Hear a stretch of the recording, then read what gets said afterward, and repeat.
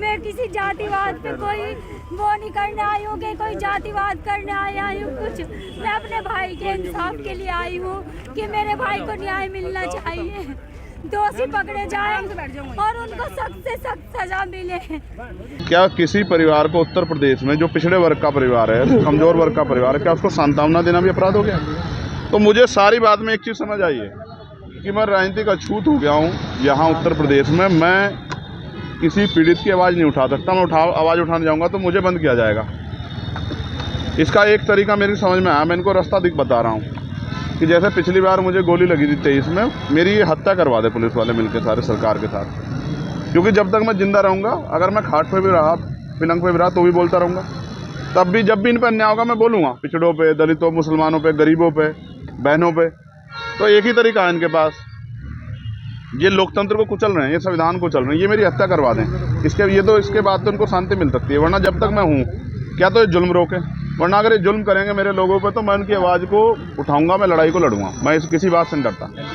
क्रांतिकारी नमो बुधाय, जय भीम, जय भारत, जय संविधान। मैं रमन और आप देख रहे हैं आध्यात्म पावर। साथियों, जिस तरह से उत्तर प्रदेश के मेरठ के सरधना थाना क्षेत्र के अंतर्गत लगातार 2 हत्याएं हुई हैं, इससे कानून व्यवस्था व भाजपा सरकार पर सवाल खड़ा होता है। क्योंकि साथियों, पहली घटना आपने देखा कि कैसे सरधना थाना क्षेत्र के अंतर्गत कपसाड़ गांव में एक दलित मां की निर्मम तरीके से हत्या कर दी जाती है। वह मां जो अपनी बेटी को बचाने के लिए गई, लेकिन कैसे पारस सोम यानी पारस ठाकुर ने उसके सर पर इस तरीके से वार किया, लगातार तब तक हमला किया जब तक वो लहूलुहान होकर गिर नहीं गई। मां को बचाने के लिए उस दरिंदे के सामने जान की भीख मांगती रह गई रूबी, लेकिन उसकी मां सुनीता कि किस तरह से पारस सोम ने हत्या कर दिया।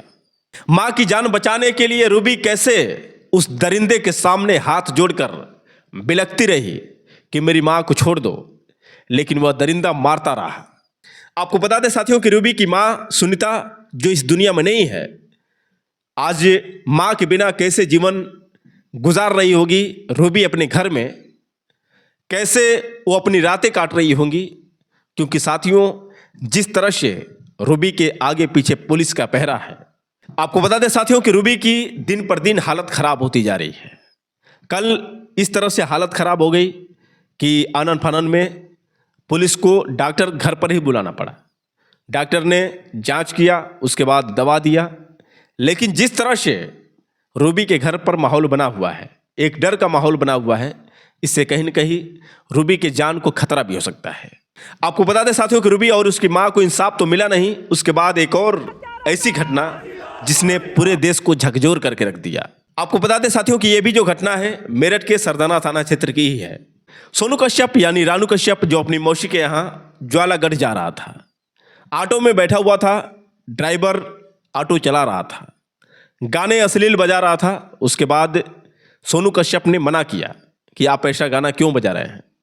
इसी गाने को लेकर विवाद हुआ और विवाद साथियों इस तरह से बढ़ा कि जो ड्राइवर था और उसके कुछ साथी मिलकर सोनू कश्यप को शराब पिलाते हैं। शराब पिलाने के बाद उसको बुरी तरह से पीटते हैं और इसके बाद साथियों उसके ऊपर जला हुआ मोबिल छिड़क कर उस पर आग लगा देते हैं, यानी जिंदा जलाकर उसे मार डालते हैं। साथियों, ये दोनों घटनाएं मेरठ के सरधना थाना क्षेत्र की हैं, लेकिन हैरानी इस बात की है कि पीड़ित परिवार से जो भी मिलने जा रहा है पुलिस उनको रोक दे रही है। और हैरान कर देने वाली बात यह है साथियों कि Bhim army chief Azad Samaj party के राष्ट्रीय अध्यक्ष व नगीना सांसद चंद्रशेखर आजाद जब मिलने के लिए जा रहे हैं तो उन्हें पुलिस रोक दे रही है। आखिर क्यों पुलिस इनके साथ इस तरह का व्यवहार कर रही है, यह भी समझ से परे है। क्योंकि भाजपा के नेता पीड़ित परिवार से जाकर मिल रहे हैं, कोई भी जा सकता है, लेकिन भीम आर्मी चीफ चंद्रशेखर आजाद आखिर उस पीड़ित परिवार से क्यों नहीं मिल सकते हैं। सवाल यहां पर यह खड़ा होता है साथियों, क्योंकि भीम आर्मी चीफ चंद्रशेखर आजाद कोई आम आदमी नहीं है। वो भी अपनी पार्टी यानी आजाद समाज पार्टी के राष्ट्रीय अध्यक्ष हैं और वर्तमान नगीना सांसद भी हैं। जनता द्वारा चुने गए जनप्रतिनिधि भी अगर पीड़ित परिवार से नहीं मिल सकते हैं तो फिर कौन मिल सकता है। आखिर क्यों उत्तर प्रदेश की सरकार यानी योगी सरकार और उत्तर प्रदेश पुलिस जो लगातार भीम आर्मी चीफ चंद्रशेखर आज़ाद के साथ इस तरह से दुर्व्यवहार कर रही है, क्या योगी आदित्यनाथ को या फिर उनके पुलिस प्रशासन को डर लग रहा है कि चंद्रशेखर आज़ाद वहाँ पर जाएं तो हंगामा ना हो जाए, या फिर सच्चाई कुछ और ही है? कहीं ऐसा तो नहीं कि केस को दबाने का प्रयास किया जा रहा हो? और भीम आर्मी चीफ चंद्रशेखर आज़ाद, जैसा कि आप सब जानते हैं कि अन्याय के विरुद्ध हमेशा से ही आवाज़ उठाते रहे हैं। आपको बता दें साथियों कि सोनू कश्यप का परिवार इस समय बिलख रहा है, न्याय की भीख मांग रहा है। कल शुक्रवार को कश्यप समाज मैदान में उतर चुका था इंसाफ दिलाने के लिए सोनू कश्यप का, लेकिन मालूम ऐसे पड़ रहा था कि जो इंसाफ के लिए मांग कर रहे थे पुलिस की नज़र में वो अपराधी हैं। पुलिस कैसे उनको टांग कर लेकर जा रही थी, उनके साथ दुर्व्यवहार कर रही थी। गलती उनकी यही थी कि वो इंसाफ मांग रहे थे सोनू कश्यप का। आपको बता दें साथियों कि सोनू कश्यप की बहन जो फुट फुट कर रो रही थी और अपने भाई के न्याय की उम्मीद कर रही थी, और वो बोल रही थी कि हमें भरोसा है उत्तर प्रदेश की पुलिस पर, उत्तर प्रदेश सरकार पर, कि हमारे भाई को इंसाफ मिलेगा। आखिर उनकी बहन किस तरह से रो रो कर ये गुहार लगा रही थी, पहले आप उनकी बात सुनिए, उसके बाद हम सीधे आपसे बात कर रहे हैं। मैं किसी जातिवाद पे कोई वो नहीं करने आई हूँ कि कोई जातिवाद करने आया हूँ कुछ। मैं अपने भाई के इंसाफ के लिए आई हूँ कि मेरे भाई को न्याय मिलना चाहिए, दोषी पकड़े जाएं और उनको सख्त से सख्त सजा मिले। मुझे पुलिस प्रशासन पर पूरा विश्वास है, मेरा सहयोग करें। मेरे घर पे कोई जिम्मेदार नहीं। मेरे घर पे मेरी मम्मी बहुत बीमार है जिसको मैं ला भी नहीं सकी। मैं अकेली जने कैसे कैसे करके आई हूँ, मेरा सहयोग करें और कोई जातिवाद ना हो, किस तरह का झगड़ा नहीं करें, बस मुझे न्याय दिलाए। मेरा आपसे यही प्रार्थना है हाथ जोड़ के। आप बेचिंतित रहिए बहन जी, आज सारा समाज यहाँ पे इकट्ठा है, आप बिल्कुल ना घबराएं। आज जब तक यहाँ पुलिस प्रशासन आके पूरी तरीके से हमें आश्वस्त नहीं करके जाएगा, यहाँ से हिस्सा लेनी है। सोनू भाई के हत्यारों को, सोनू के हत्यारों को। तो दोस्तों आपने सुना किस तरह से सोनू कश्यप की बहन चीख चीख कर गुहार लगा रही हैं योगी आदित्यनाथ से, इंसाफ दीजिए योगी जी, हमारे भाई को इंसाफ दीजिए। लेकिन जैसे मालूम पड़ रहा है कि योगी आदित्यनाथ के कान में जून तक भी नहीं रेंग रहा है। उत्तर प्रदेश की पुलिस लगातार पीड़ित परिवार पर पहरा डाली हुई है, जो भी मिलने जा रहा है मिलने नहीं दिया जा रहा है, और खास तौर से भीम आर्मी चीफ चंद्रशेखर आज़ाद को। आपको बता दें साथियों कि भीम आर्मी चीफ चंद्रशेखर आज़ाद ने बहुत प्रयास किया। पहले तो सड़क पर ट्रैक्टर और ट्राली खड़ा करके उत्तर प्रदेश पुलिस ने भीम आर्मी चीफ चंद्रशेखर आज़ाद को रोका। आपको बता दें कि जब भीम आर्मी चीफ चंद्रशेखर आज़ाद से पत्रकारों ने सवाल किया तो उन्होंने क्या जवाब दिया, पहले आप उनका जवाब सुनिए, उसके बाद हम सीधे आपसे बात कर रहे हैं। एक मिनट में शांत हो जाइए। कोई आइडिया है क्या? हाँ जी बताओ। रोका गया है, आप जा रहे थे, क्या कर रहे थे? मुजफ्फरनगर बॉर्डर एरिया है क्या? जो मुजफ्फरनगर में कोई किसी के दुख में शामिल नहीं होने जा सकता है। भाई पुलिस का काम है अपराध रोकना, किसी के दुख को जो कोई बांटने जा रहा है उसे रोकना पुलिस का काम नहीं है। मैं सोनू कश्यप जी, जो जिस भाई की हत्या हुई है, जिसको जला के मार दिया, उस माँ को मैंने तड़पते हुए देखा, उसकी बहन को मैंने बड़ी को तड़पते देखा। उन्होंने कहा कि हमारा अकेला सहारा था, वो हमसे छीन लिया।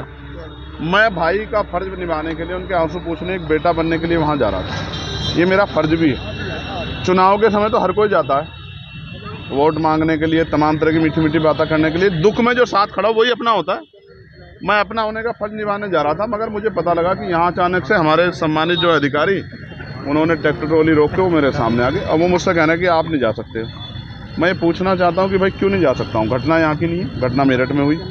क्या किसी परिवार को उत्तर प्रदेश में, जो पिछड़े वर्ग का परिवार है, कमज़ोर वर्ग का परिवार है, क्या उसको सांत्वना देना भी अपराध हो गया? तो मुझे सारी बात में एक चीज़ समझ आई है कि मैं राजनीतिक अछूत हो गया हूँ यहाँ उत्तर प्रदेश में। मैं किसी पीड़ित की आवाज़ नहीं उठा सकता। मैं आवाज़ उठाने जाऊँगा तो मुझे बंद किया जाएगा। इसका एक तरीका मेरी समझ में आया, मैं इनको रास्ता दिख बता रहा हूँ कि जैसे पिछली बार मुझे गोली लगी थी 23 में, मेरी ये हत्या करवा दे पुलिस वाले मिलकर सारे सरकार के साथ। क्योंकि जब तक मैं जिंदा रहूँगा, अगर मैं खाट पे भी रहा, पिलंग पे भी रहा, तो भी बोलता रहूँगा। तब भी जब भी इन पर अन्याय होगा मैं बोलूँगा, पिछड़ों पे, दलितों, मुसलमानों पे, गरीबों पे, बहनों पे। तो एक ही तरीका है इनके पास, ये लोकतंत्र को कुचल रहे हैं, ये संविधान को चल रहे हैं, ये मेरी हत्या करवा दें। इसके बाद तो इनको शांति मिल सकती है, वरना जब तक मैं हूँ क्या तो ये जुल्म रोके, वरना अगर ये जुल्म करेंगे मेरे लोगों पे तो मैं उनकी आवाज़ को उठाऊंगा, मैं लड़ाई को लड़ूंगा। मैं किसी बात से नहीं डरता भाई। मैं तो जब तक परिवार को नहीं सुनूंगा तब तक मैं कुछ नहीं कह सकता हूँ। मैं तो जाऊँ, जब उनके पास जाऊँगा मुझे अपनी पीड़ा बताएंगे, जब मुझे अपनी पीड़ा बताएंगे तभी मैं आगे की बात तो कर पाऊंगा। मैंने तो डिमांड की थी कि भाई इस परिवार को कम से कम 50 लाख रुपए का मुआवजा मिले, क्योंकि देखो मेरी बात सुनो, आप भी पत्रकार साथी हो, अगर आपके साथ कोई दुर्घटना हो, आपके बच्चों को क्या होगा भाई? कमाने वाला था वो चला गया, उसकी बुजुर्ग माँ, उसका क्या होगा? 10 दिन तो सब आएंगे। तो उसको 50 लाख रुपये मदद दो, एक सरकारी नौकरी मिले, और सबसे इम्पोर्टेंट है इस घटना की सीबीआई जांच हो, यही मांग उठा रहे हो। अब आप पीड़ित के यहाँ जाएंगे या यहाँ से वापस जाएंगे? आप बताओ मुझे, मैं जैसे आगे बढ़ूंगा तो मीडिया वाले कहेंगे पुलिस क्या लड़ रहे हैं, तो मैं शांति से बड़े अधिकारियों को कह रहा हूँ कि वो मुझे अपनी गाड़ी में ले चलें, मोटरसाइकिल पे ले चलें। मैं अपने सब साथियों को वहीं रुके, मैं अकेला आदमी जाकर उनकी बात सुन के और उसको आगे आपके सामने बता दूँ। इसके अलावा बताओ रास्ता क्या है लोकतंत्र में? अगर लोकतंत्र में चुना हुआ प्रतिनिधि जनता के बीच नहीं जाएगा, और की तो दिक्कत है कि नेता जाते नहीं है, मैं जा रहा हूँ तो मुझसे दिक्कत ये है कि वो क्यों जा रहा है। तो भाई और लोगों की मदद नहीं करना चाहिए, मैं तो करना चाहता हूँ, तो मुझे फांसी चढ़ा दो, यही रास्ता है। मेरा कोई अपराध हो तो आप बता दो भाई, मुजफ्फरनगर के पत्रकार साथी, मेरा कोई अपराध हो तो क्या किसी के दुख में जाना? कल आपके कुदरत ना करे आपके यहाँ दुख हो जाए, अगर आपके यहाँ कोई दुख में आता है उसको रोक लिया जाए, कैसा संदेश जाता है? तो जाएंगे लौटेंगे। यार मैं आदमी बड़ा स्पष्ट हूँ, मैं कानून का पालन करता हूँ, संविधान का। अगर ये संवैधानिक रूप से इनके पास कोई तर्क हो तो बता दें कि इसलिए जान देना चाहते हैं, और नहीं है तो फिर ऐसा है, अगर जिदबाजी करेंगे तो फिर आप जानते हो, फिर तो वही होगा जो एक भाई को अपनी बहनों के सम्मान में, एक बेटे को अपनी माँ के सम्मान में, और एक न्यायप्रिय व्यक्ति को लोगों की लड़ाई लड़ने के सम्मान में जो करना चाहिए, फिर वही होगा। ठीक है भाई। तो दोस्तों आपने सुना किस तरह से भीम आर्मी चीफ चंद्रशेखर आजाद को जब रोका गया तो उन्होंने गुस्से में आकर क्या कहा, और यहां तक कि भीम आर्मी चीफ चंद्रशेखर आजाद ने यह भी कह दिया कि मैं राजनीतिक अछूत हो गया हूं। इसके बाद भी साथियों, अगर आपको लगता है कि भीम आर्मी चीफ चंद्रशेखर आजाद राजनीति करते हैं तो यह आपकी समझ से परे है, क्योंकि भीम आर्मी चीफ चंद्रशेखर आजाद शुरू से ही गरीबों के लिए, महिलाओं के लिए, दलितों के लिए, पिछड़े वर्गों के लिए आवाज़ उठाते रहे हैं। और आज जिस तरह से भीम आर्मी चीफ चंद्रशेखर आज़ाद को पुलिस रोकने का काम कर रही है, इसके बावजूद भीम आर्मी चीफ चंद्रशेखर आज़ाद कानून का सम्मान कर रहे हैं, भारतीय संविधान का सम्मान कर रहे हैं, क्योंकि वो जानते हैं कि ये लोग जानबूझकर चाहते हैं कि कोई हिंसा हो, और मैं ऐसा कतई नहीं चाहूँगा कि किसी की वजह से कोई हिंसा हो। लेकिन साथियों, यहाँ पर जिस तरह से दलितों के साथ उत्पीड़न हो रहे हैं, दलितों पर अत्याचार हो रहे हैं, और भीम आर्मी चीफ चंद्रशेखर आज़ाद को पीड़ित परिवार से मिलने नहीं दिया जा रहा है, तो इससे आप समझ सकते हैं कि भीम आर्मी चीफ चंद्रशेखर आज़ाद सभी के लिए कांटे बन चुके हैं। क्योंकि साथियों, इतिहास गवाह रहा है कि जिसने भी सत्य के लिए आवाज़ उठाई है उसको मुश्किलों का सामना करना पड़ा है, चाहे बाबा साहब डॉक्टर भीमराव अंबेडकर हों, या फिर सदगुरु संत कबीर साहब हों, या फिर सदगुरु संत शिरोमणि गुरु रविदास जी हों, ज्योतिबा राव फुले हों, सावित्रीबाई फुले हों, कोई भी हमारे बहुजन समाज के महापुरुष क्यों ना हो, सबने समस्याएं झेली हैं।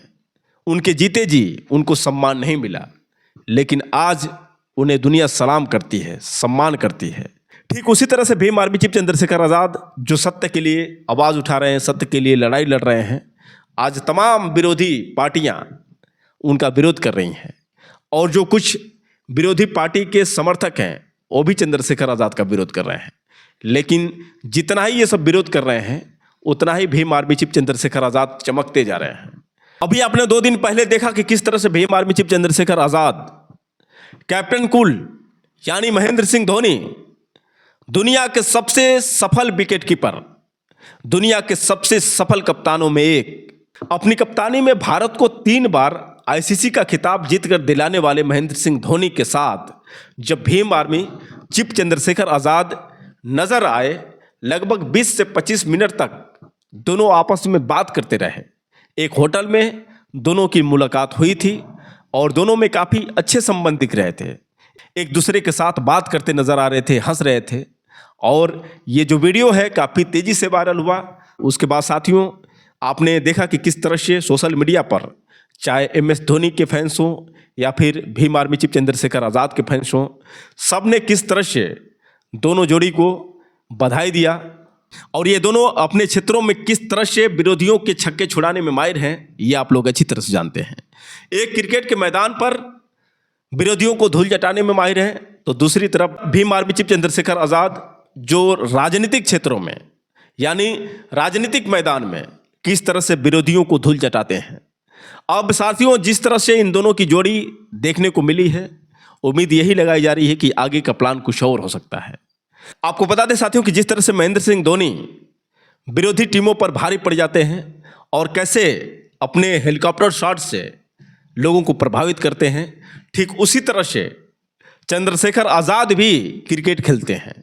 जी हाँ, आपने सही सुना, महेंद्र सिंह धोनी की तरह ही छक्के पर छक्के मारने वाले हैं भीम आर्मी चीफ चंद्रशेखर आज़ाद।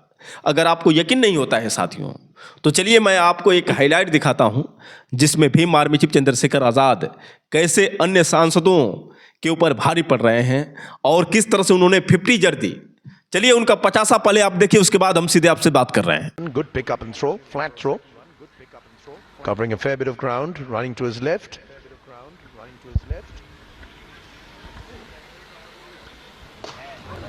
ओहो, बहुत ही बढ़िया आला शॉट हमारे कमेंटेटर बॉक्स के ऊपर से निकलता हुआ। छोटा बॉल पहले देखा और उसके बाद पुल कर दिया। खिलाड़ी लगते हैं अपने टाइम के, और क्रिकेटर वाला शॉट लगा है ये तो, प्रो क्रिकेटर वाला। बल्ले के बीचों बीच मैदान के बाहर। We were about to say 2 to tango. We're gonna tell you the surprise guest we have in the commentary box in just a bit. Spanks it down the ground. He is in some form. Chandrasekhar. बल्लेबाजी करती Lok Sabha speakers 11 की team जानती है कि एक बहुत बड़ा score खड़ा करना पड़ेगा। That's another tolly and he's been dispatched with absolute disdain. Chandrasekhar certainly on track to get to the first 50 of this game. Raghav Chadda trying to toss it up, losing control, picking it up right in front of his hips. The spanking shot there. He's moved into his 40s now. Goes for the big one, straight down the ground. Another straight, flat 6. He is in some form. Ladies and gentlemen, what a shot this has been so far. What an innings this has been so far. Sehwag की याद आ गई ये shot देखकर। Virender Sehwag, the great opening batsman Bharat के।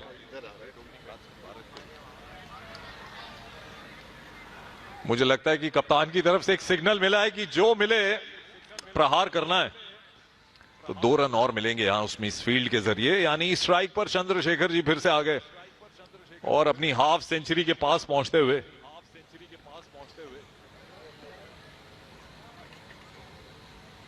$49 पर 49 पर चंद्रशेखर।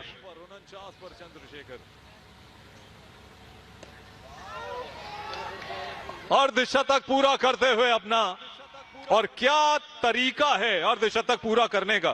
पूरी पारी में बड़े शॉट लगाते रहे और सिंगल के साथ एक कीर्तिमान हासिल करते हुए। वाह, लाजवाब पारी।